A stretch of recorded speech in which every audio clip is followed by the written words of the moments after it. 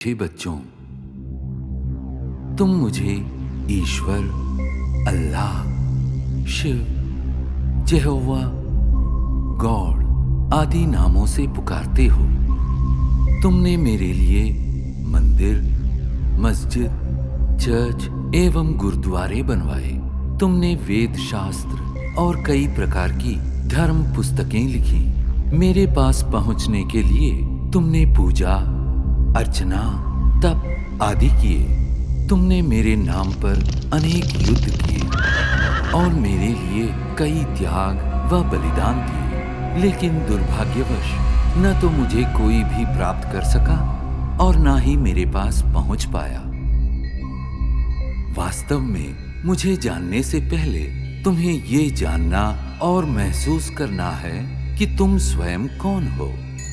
तुमने अज्ञानतावश स्वयं को भौतिक शरीर मान लिया है, इसलिए तुम जाति, धर्म, रंग, भाषा व राष्ट्रीयता के नाम पर भेदभाव करते हो। स्थूल नेत्रों से दिखाई देने वाला तुम ये नश्वर शरीर नहीं हो। तुम तो अविनाशी आत्मा हो, जो भ्रिकुटी के मध्य में स्थित होकर इस शरीर को नियंत्रित करती हो। अतः स्वयं को शरीर द्वारा कर्म करने वाली आत्मा अनुभव करो।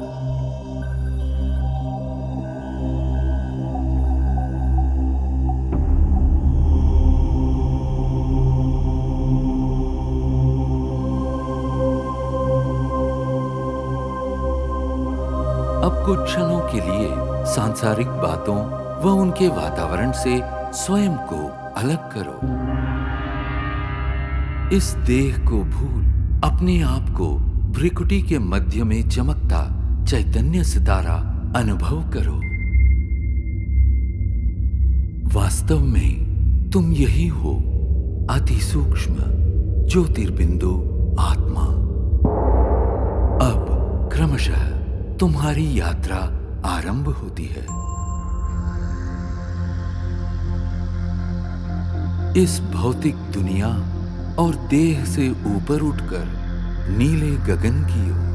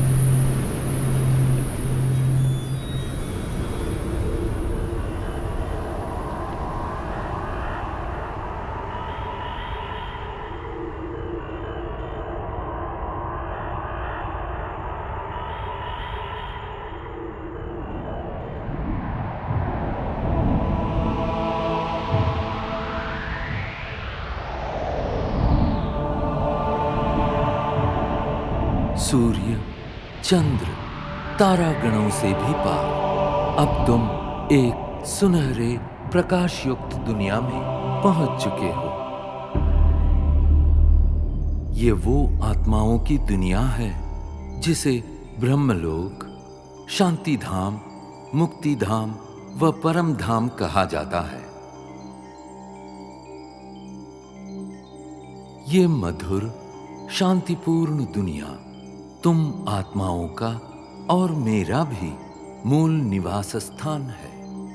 मैं तुम आत्माओं का पिता, परम पिता परमात्मा शिव हूं। तुम आत्माओं की तरह मैं भी अति सूक्ष्म हूं। ज्योतिर्बिंदु होते हुए भी ज्ञान गुणों में सिंधु के समान हूं। मैं सर्वशक्तिमान जन्म मृत्यु के चक्र से परे होने के कारण सदा पावन हूं। तुम सब आत्माएं मेरी प्रिय संतान हो। प्रारंभ में तुम आत्माएं भी मेरे साथ परम धाम में ही निवास करती थी। बाद में तुम जन्म और कर्म का अविनाशी अभिनय करते सृष्टि नाटक मंच पर अवतरित होते हो।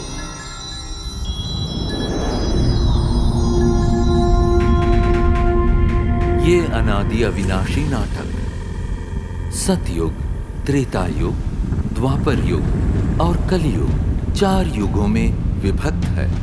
प्रत्येक युग की अवधि समान रूप से 1250 वर्ष है और इस कारण पूरे कल्प की आयु 5000 वर्ष है।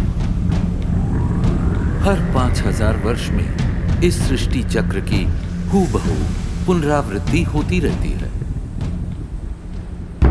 कल्प के आरंभिक काल में सभी प्राणी और प्रकृति के 5 तत्व पावन थे। उस समय संसार सुख, शांति और आनंद से परिपूर्ण था।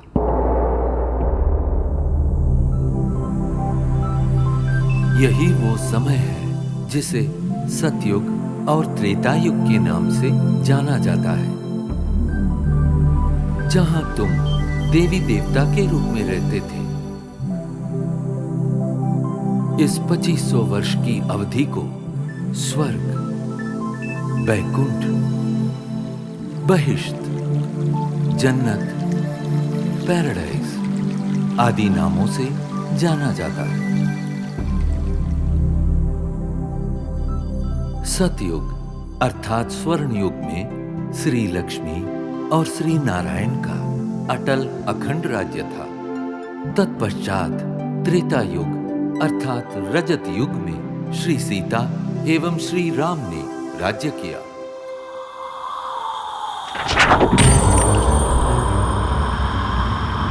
द्वापर युग में देहभान के कारण तुम विकारों में प्रविष्ट हो गए और इस कारण अपनी शक्तियां खोने लगे। इस अवधि में भिन्न भिन्न धर्म पिताएं आए और अपना धर्म स्थापित किए। प्रारंभ में इन धर्मों की स्थापना सारी मानव जाति को एक सूत्र में बांधने और उनका सही मार्ग प्रदर्शन करने के लिए हुई थी। अब इस कलियुग अर्थात कलह युग में मानव मन में विद्यमान 5 विकार चरम सीमा पर है, जिनके कारण 5 तत्व प्रदूषित हो गए और तुम शांति एवं खुशियों से वंचित हो गए हो। परिणामतः दुख, अशांति के दलदल से मुक्ति पाने के लिए तुम मुझे पुकारने लगे। यदा यदा हि धर्मस्य ग्लानिर्भवति भारत अभ्युत्थानमधर्मस्य तदात्मानं सृजाम्यहम् परित्राणाय साधूनां विनाशाय च दुष्कृतां धर्म संस्थापनार्थाय संभवामि युगे युगे।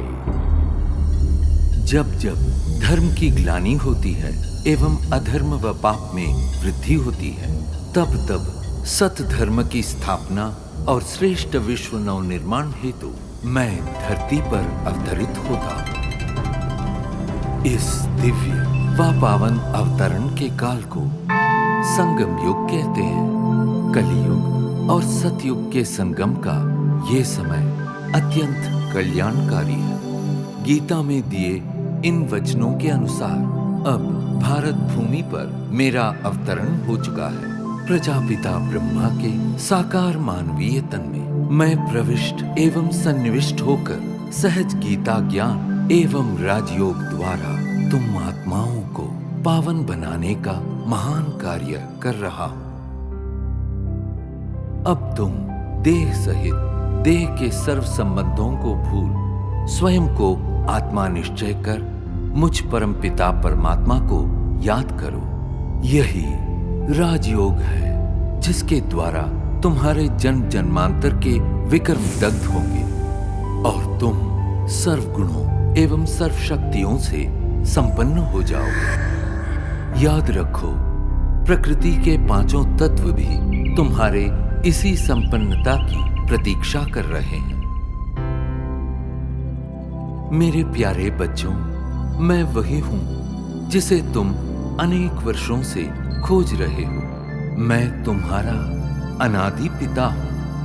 मैं जो हूं, जैसा हूं, मुझे भली भांति पहचानो और मेरी श्रीमत पर चलो, ताकि आने वाले स्वर्णिम युग में तुम अनेक जन्मों का श्रेष्ठ भाग्य प्राप्त कर सको।